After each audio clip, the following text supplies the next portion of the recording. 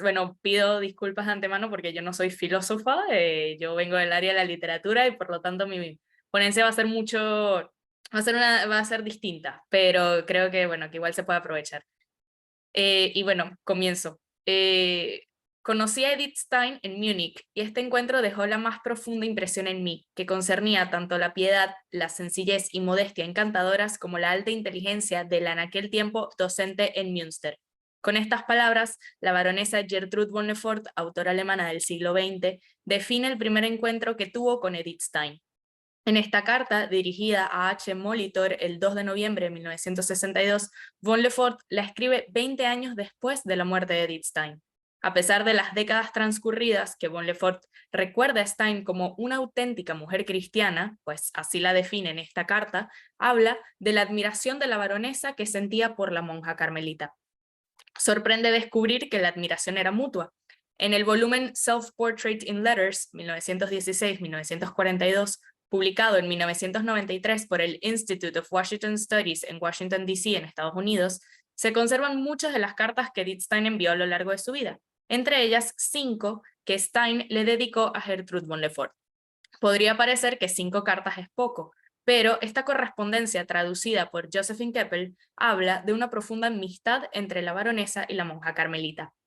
Las 5 cartas entre estas dos mujeres que recoge Self-Portrait in Letters corresponden al periodo entre 1933 y 1935, y a pesar de ser pocas y que abarcan un breve periodo temporal, sus características encajan perfectamente con lo que Javier Antón Pelayo describe como cartas familiares. Cuando este investigador se refiere a cartas familiares, no son cartas que solo están circunscritas al ámbito de familiares biológicos o políticos de la persona a quien escribe, sino también incluye a amigos cercanos, puesto que el trato entre quien escribe y a quien dirige la carta puede estar a la altura de una relación familiar en términos afectivos.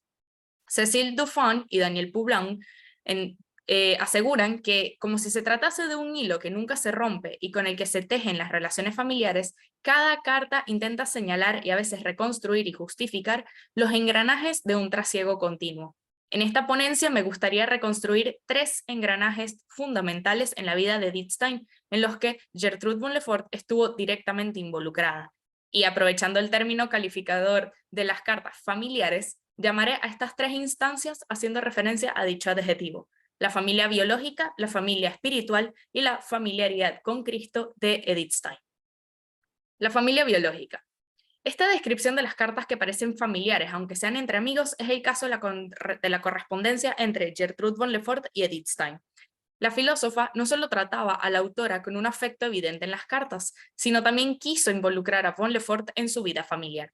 Quería presentarla a su madre, Augusta Kronstein, a su hermana Rosa Stein y a su gran amiga, Hedwig Conrad Martius.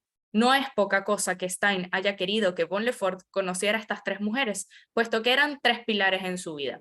Su madre, con quien tuvo una relación muy cercana desde pequeña y bastante turbulenta al final de la vida de la mayor, ya que ésta no aceptaba su conversión al catolicismo.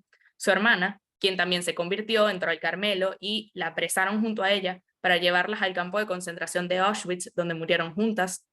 Y Hedwig Conrad Martius no solo fue una gran amiga durante el periodo académico de Stein, puesto que esta también era una gran estudiosa de la filosofía, sino que fue Conrad Martius quien también impulsó la conversión de Stein al prestarle el libro de la vida de Santa Teresa de Jesús. No es un secreto para nadie que, para Stein, leer la autobiografía de la santa española fue lo que la llevó a convertirse al catolicismo. No en vano, al entrar al Carmelo, escogió por nombre Teresa Benedicta de la Cruz, el Teresa en honor a Santa Teresa de Jesús. Además, Hedwig Conrad Martius fue la madrina de confirmación de Stein. La mención que hace Stein sobre su hermana Rosa es un breve comentario en una carta para von Lefort en el verano de 1935. Stein se había enterado mediante Rosa que la autora alemana estaría en Breslavia dando una ponencia, y Stein le aseguró a von Lefort que Rosa estaría encantada de aprovechar la ocasión para conocerla. Por otro lado, Stein no le habla a von Lefort directamente sobre Hedwig Conrad Martius. En vez de eso, la monja le escribe a su madrina de confirmación en noviembre de 1935 recomendándole el libro La mujer eterna de von Lefort. Aquí puede observarse cómo la literatura de von Lefort es súper importante para Stein, tanto como para recomendársela a sus amigos más cercanos. puesto que esta recomendación para Conrad Martius no es la única que se ve en las cartas recogidas en Self-Portraiting Letters.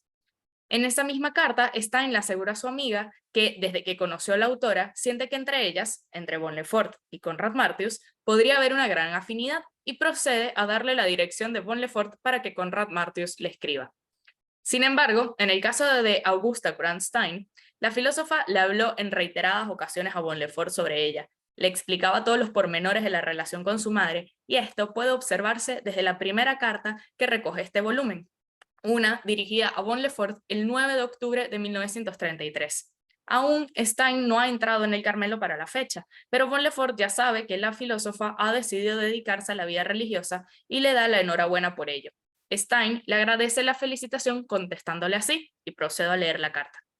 Mucho me ha alegrado de su amable carta. En estos últimos días tan difíciles me hace mucho bien tener noticias de personas que comprenden mi camino, en contraposición al gran sufrimiento que he provocado aquí y que diariamente tengo ante mis ojos. Estoy segura de que me ayudará a pedir por mi madre, a fin de que le sean concedidas fuerzas para soportar la despedida y la luz para comprenderlo. A menudo he pensado en lo mucho que significaría que usted conozca a mi madre. Tiene cierto parecido a la abuela de Verónica, aunque ella no es una mujer culta, es más bien sencilla y de carácter fuerte. En los últimos meses, desde que mi deseo comenzó a hacerse realidad, también yo he pensado a menudo en usted. Si me visita en Colonia, podrá conocer verdaderamente el Carmelo. No debe creer que perderá nada en absoluto. Todos aquellos que tienen un lugar en mi corazón y en mis oraciones solo pueden ganar. Mis queridas hermanas de Colonia se alegrarán de veras de que se acerque y enseguida notará que la reja no es ninguna barrera. Esta carta deja en evidencia por un lado la profunda amistad que han entablado ambas mujeres. Stein sabía que podía conseguir en Von Lefort una fuente de apoyo y comprensión que no encontraría en personas tan cercanas a ella como su propia madre. Por supuesto, este entendimiento mutuo puede darse porque ambas, a pesar de tener distintos orígenes, judío y protestante, se habían convertido a la misma fe. Por otro lado, se demuestra una vez más que Stein es una ávida lectora de los textos de Von Lefort. El comparar a su madre con la abuela de Verónica es una referencia a la novela El velo de Verónica, publicada por Von Lefort en 1927. No entraré en detalles sobre la novela, pero sí querría resaltar que Stein hace este comentario porque la abuela de Verónica tampoco acepta la conversión de su nieta al catolicismo y eso las distancia en la novela.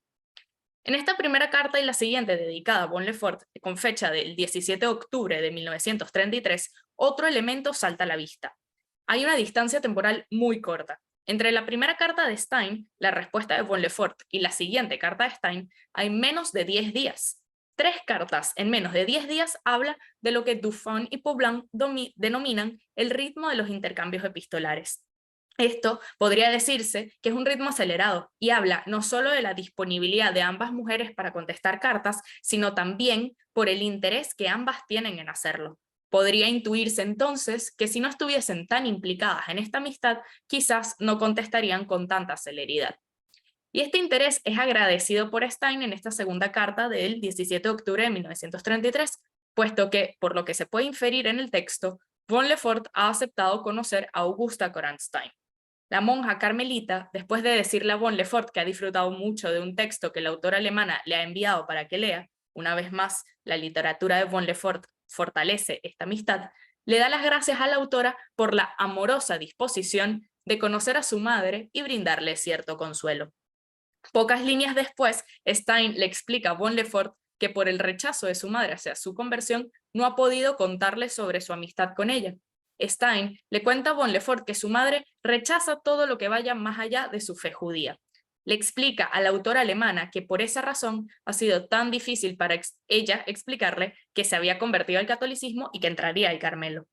Para Augusta Grant Stein, según la filósofa, todos deben vivir y morir en la fe en la que han nacido, rechazando así categóricamente cualquier tipo de conversión.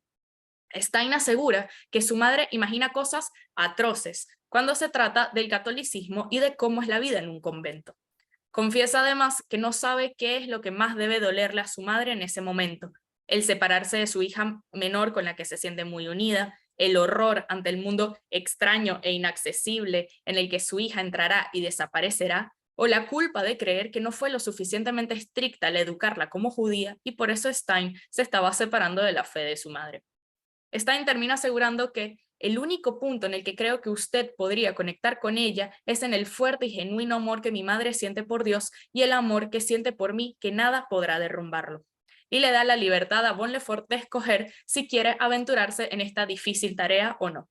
Pero es claro que para Stein, que otra mujer convertida, varios años mayor que ella, que no es de la familia, pueda compartir su experiencia con su madre, podría apaciguar la situación al demostrarle a Augusta que objetivamente no hay nada de malo en convertirse. La quinta y última carta de Stein para Bon Lefort, que se recoge en Self-Portrait Letters, corresponde al verano de 1935 y a pesar de que han pasado casi 2 años desde la primera carta, no ha cambiado demasiado la situación. Stein, después de decirle a Bon Lefort que su hermana Rosa quería reunirse con ella, le confiesa apenada que no se atreve a pedirle que se acerque también a visitar a su madre, puesto que Augusta en esos momentos no estaba dispuesta ni siquiera a saber sobre Edith mediante terceros. No querría exponerla a semejante recibimiento, concluye la filósofa, después de contarle que una amiga suya visitó a la familia y al decir delante de Augusta que Stein mandaba saludos, la mujer se comportó de tal manera que la amiga de Stein quedó muy disgustada, creyendo que había cometido alguna descortesía sin saberlo, pues no se esperaba aquella reacción por parte de Augusta. En el volumen de Self-Portraiting Letters no hay señal alguna de que Stein le haya enviado una carta a Gertrude von Lefort avisándole en 1936 sobre la muerte de su madre. Augusta Courant Stein murió a los 87 años, enferma y sin reconciliarse con su hija. Pero al leer otras cartas que Stein le envió a diferentes amigas suyas, entre ellas la madre Petra Brüning, madre superiora del convento de las Ursulinas en Dorsten, con quien entabló una gran amistad después de que la madre le invitara a pasar las Navidades de 1932 en el convento, es evidente que Stein nunca dejó de amar a su madre a pesar de la distancia que su conversión causó entre ellas. En una carta para la madre Brüning, que Stein escribe durante los últimos días de la agonía de su madre, el 13 de septiembre de 1936, la monja carmelita cita el versículo de la Biblia Romanos 8:28, que dice: sabemos que Dios dispone todas las cosas para el bien de quienes lo aman, a los cuales Él ha llamado de acuerdo con su propósito. Y asegura que ese quienes lo aman aplicará también para su madre, puesto que ella realmente ama a su Dios. Y cabe destacar que esta distinción entre el Dios judío y el Dios cristiano es una diferenciación que establecía Augusta, distinción que tiene sentido si ella sentía tal aversión hacia la fe católica. Stein explica en esa carta para la madre Brüning que el uso de esta frase, su Dios, está haciendo referencia a su madre, puesto que la usaba bastante. Stein habla de su madre con una profunda admiración, explicándole a la madre Brüning que Augusta asumía todo cuanto fuera doloroso desde la confianza que tenía a Dios, y así también hizo mucho bien a otros durante su vida. Cuenta incluso que en los últimos meses, a pesar de ser duros por la agonía de su madre, fueron unos llenos de gracia, porque Augusta ya no se preocupaba de asuntos de la vida externa y que nadie excepto Dios sabría qué estaba pasando con su alma. Cuando Augusta Courant Stein falleció, la filósofa le escribió también a la madre Calista Kopff, a quien conoció por ser la profesora asistente de lengua y literatura alemana en el Colegio de Santa Magdalena, donde Stein también dio clases, y a quien después se convirtió en la priora del convento de Santa Magdalena en Espiria. Al contarle lo ocurrido con su madre, le explica que el rumor de que Augusta se había convertido al catolicismo al final de su vida era falso. Asegura que su madre se aferró a su fe judía hasta el final y que justamente por eso Stein podía tener la certeza de que su madre se encontró con un juez misericordioso y que se convirtió en el más fiel ayudante y en la compañera en su camino para que ella también pudiese alcanzar su misión de vida. Familia espiritual, un hogar en el Carmelo. Es una misión de vida que Stein no podría haber logrado si no hubiese entrado a la Orden del Carmelo Descalzo. A partir de su conversión en 1922 y al entrar en el Carmelo en 1933, las cartas que se recogen en Self-Portraiting Letters evidencian cómo las amistades que Stein estableció después de convertirse se volvieron fundamentales para su desarrollo personal y espiritual. Entre esas, por supuesto, estaba la amistad con Gertrude von Lefort. Algo curioso también es que, a pesar de que Gertrude von Lefort jamás se convirtió en religiosa, sí que sentía cierta afinidad por el Carmelo. Una afinidad previa a conocer a Edith Stein, de hecho. La prueba más contundente de esto es que Gertrude von Lefort publicó en 1931 su famosa novela La última del cadalso, cuando aún no conocía a Stein. Esta novela corta narra la hazaña de 16 carmelitas que fueron ejecutadas durante la Revolución Francesa después de negarse a abandonar la vida religiosa.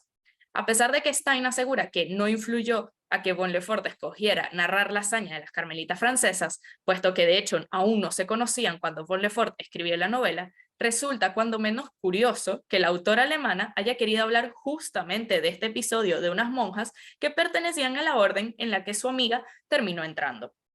Stein le escribe en febrero de 1935 a la madre Brüning una carta en la que habla sobre dicha novela y lo que implicó en su amistad con la autora.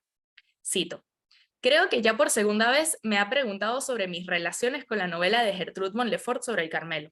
Sin mi intervención ha escogido ella la materia. Pero poco después vino a verme a Múnich y estuvimos hablando toda la tarde sobre el Carmelo, del que por entonces ella estaba bastante lejos, espiritualmente hablando. Debido al trabajo de la novela, ha sido como se ha ido familiarizando con él. Naturalmente, también nos ha visitado cuando estuvo en Colonia y quedó muy contenta con las 2 horas que pasó ante la reja.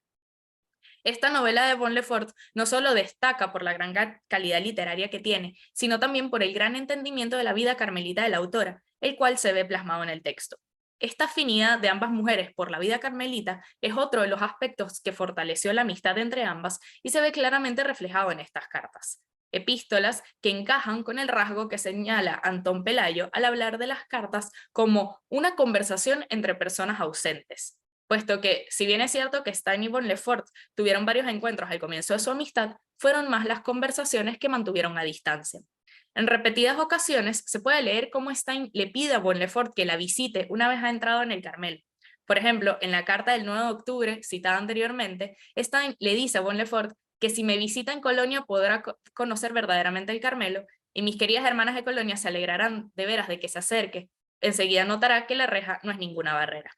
Es decir, así como Stein quiere involucrar a von Lefort en su vida personal con su madre, su hermana y su madrina de confirmación, también quiere involucrarla en su vida carmelita, cosa que afianzará el atractivo que ambas ven en el Carmelo, puesto que si bien von Lefort siempre vio el Carmelo desde fuera, al entrar Stein en él, la insistencia para que la visite es porque quiere que von Lefort pueda conocer verdaderamente el Carmelo, como le dice en la carta citada antes. En muchas cartas se consigue esta frase y algunas variantes. Por ejemplo, en la carta que le envía el 4 de mayo de 1934, Stein le dice que tenía esperanza de que fuera la ceremonia en la que tomó sus votos religiosos, pero al no verla, no se desanimó, porque ya encontrará usted ocasión para venir y conocer el verdadero Carmelo. Visita que sí llega a ocurrir y Stein la comenta en una carta a la madre Brüning en diciembre de 1934, contándole que von Lefort encontró una gran alegría al conocer el Carmelo de Colonia.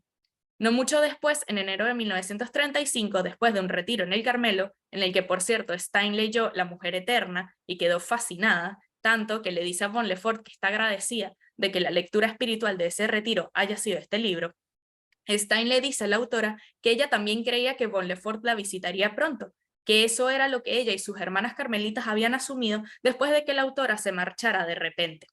Le asegura que dejaremos en manos de Dios si él quiere que vuelva más adelante, y procede a contarle sobre el Carmelo de Breslavia y a la madre a la que le gustaría que conociera allá.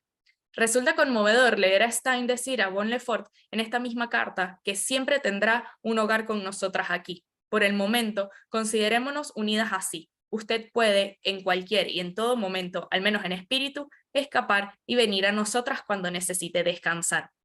Es evidente entonces que la vida carmelita no representa solo para Stein un lugar donde se siente a salvo, sino también para von Lefort. Que Stein le asegure que en el Carmelo ella, sin ser religiosa ni tener intenciones de entrar a la orden, tiene un hogar allí, también habla no solo de la belleza que ambas han encontrado en este lugar, sino de cómo el Carmelo representa un elemento tan importante para ambas.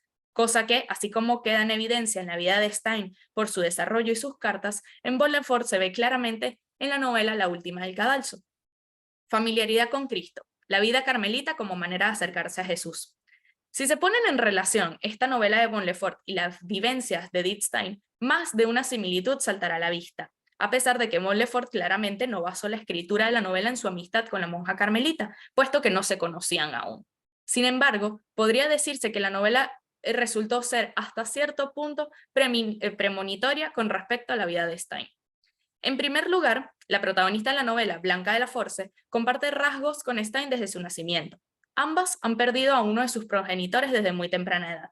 La madre de Blanca muere poco después de que ella nazca, quedando al cuidado de su padre. mientras que Stein pierde a su padre cuando ni siquiera tenía 3 años, por lo que ella y sus hermanos son criados por su madre. Otra similitud es que el padre de Blanca de la Force y la madre de Edith Stein comparten la aversión por la Iglesia Católica, a pesar de que este rechazo tenga distintos motivos.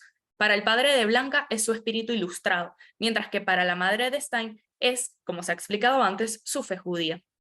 A medida que Blanca de la Force crece en esta Francia de la Revolución, se descubre que es una chiquilla frágil y que vive con un miedo metido en los huesos que nadie logra eliminar. Nadie excepto Madame de Calais, una institutriz católica. Es esta mujer quien le presenta una realidad más poderosa que el terror que reinaba en la nación, el poder del niño Jesús. Conocer al niño Jesús, siendo Blanca tan solo una niña, comienza a disipar entonces ese miedo que siente por todos y todas las cosas, comenzando a hacer que la pequeña Blanca se convierta al catolicismo. Así lo cuenta el narrador de la historia. Cito: en Blanca, con el tiempo, se dieron las resistencias en la medida que los conceptos y las imágenes de la piedad cristiana expulsaron de su almita las ideas vagamente pavorosas. ¡Qué consuelo mana del mundo de la fe! Esta criatura, que rechazaba obstinadamente todas las garantías terrenas de seguridad que le eran ofrecidas, empezó a acurrucar confiadamente su medroso corazoncito bajo las alas del poder infinito de Dios. Por supuesto, se sabe que lo que llevó a Stein a convertirse no fue el pavor ante el mundo, sino esa incansable búsqueda por la verdad que la llevó por distintos caminos. Estudiar psicología, historia, germanística, filosofía, acercarse a amigos católicos como el matrimonio Conrad Martius o los Reinach, a leer a Santa Teresa, a Santo Tomás, a John Henry Newman, a la misma Paul Lefort, a conocer mejor el mundo benedictino y finalmente a entrar al Carmelo. Como diría ella misma, quien busca la verdad busca a Dios, sea de ello consciente o no. Cuando tanto Stein como Blanca de la Force escogen la vida del convento, las dos entran al Carmelo. La primera al Carmelo de Colonia y la segunda al Carmelo de Compañía. Y siguen las similitudes, puesto que mientras Madame de Calais intervino con el padre de Blanca de la Force para que ella pudiese dedicarse a la vida religiosa, ya sabemos que Stein le pidió a Bon Lefort que fuera la intercesora con Augusta Kronstein para que ésta se reconciliara con la realidad de que su hija sería monja carmelita. Sin embargo, a pesar de que Blanca de la Force logra entrar al convento de Compañía, no deja a un lado esa naturaleza temerosa. Esto la hace ser una novicia un tanto torpe y despierta distintos sentimientos en las demás hermanas, incluso de duda y extrañeza frente a la recién llegada, aunque en personajes como la priora reverenda Madre Lidoine despierta una profunda compasión, cosa que una vez más podría ser una similitud con el camino de Stein. Una vez en el Carmelo de Colonia, hay cartas de Stein dirigidas a la madre Brüning en las que se evidencia la felicidad ascética de la filósofa al pertenecer al Carmelo, pero también lo extraña que se sienta al comienzo de su noviciado. Por ejemplo, el 26 de enero de 1934 le dice que se esfuerza para cada día ser una menos inmerecida vas electionis, un recipiente escogido, o que al ser una novicia rara, sus hermanas y madres deben tener mucha paciencia y amor con ella, por lo que le pide que rece por ella para convertirse en una monja útil, a pesar de que Stein siente que aún faltaría mucho tiempo para que eso ocurriera. Podría decirse que, a pesar de que suene escandaloso, en algún momento la gran Edith Stein pudo haberse parecido a la pequeña Blanca de la Force. De hecho, Bon Lefort asegura en su ensayo La mujer eterna que en algunas ocasiones aquella persona que parecía no tener ningún tipo de vocación termina siendo la elegida para convertirse en instrumento o recipiente, palabra que usa Stein, de Dios. ¿Quién se hubiese imaginado a una Blanca de la Force tan débil y asustadiza entrando a una vida tan rigurosa como la del Carmelo de Compañía?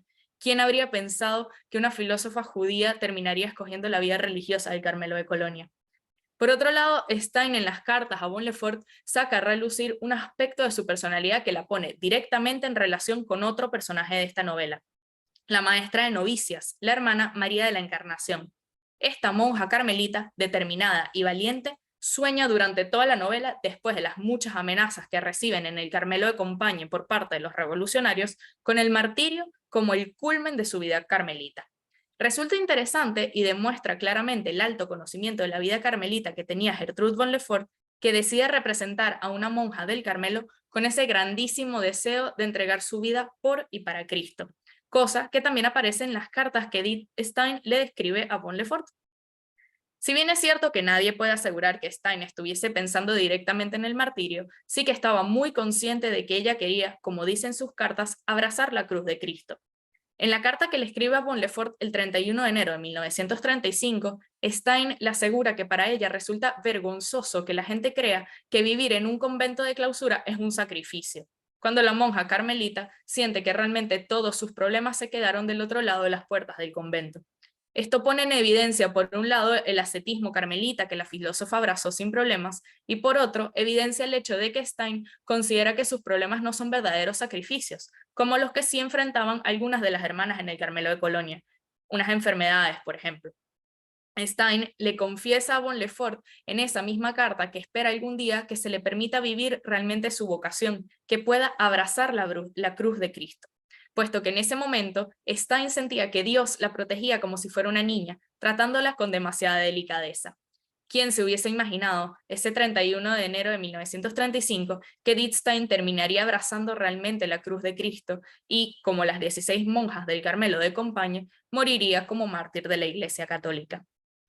En la carta que le dedica a Von Lefort en octubre de 1933, le dice que ella está consciente de que tiene un deber sagrado con aquellos que permanecen fuera del convento. Este deber sagrado, para el personaje de Von Lefort, María de la Encarnación, era llevar a cabo lo que se conoce como acto de consagración. Es decir, en un último acto de voluntad y entrega, las monjas carmelitas ofrecieron sus vidas por la salvación de Francia, y así lo escribe Von Lefort. Veo ante mí una capillita despojada por mano del Estado de todo ornamento y los altares desnudos y desiertos como un día de Viernes Santo. Veo un coro desprovisto de todo asiento. En el Carmelo se reza sin comodidades.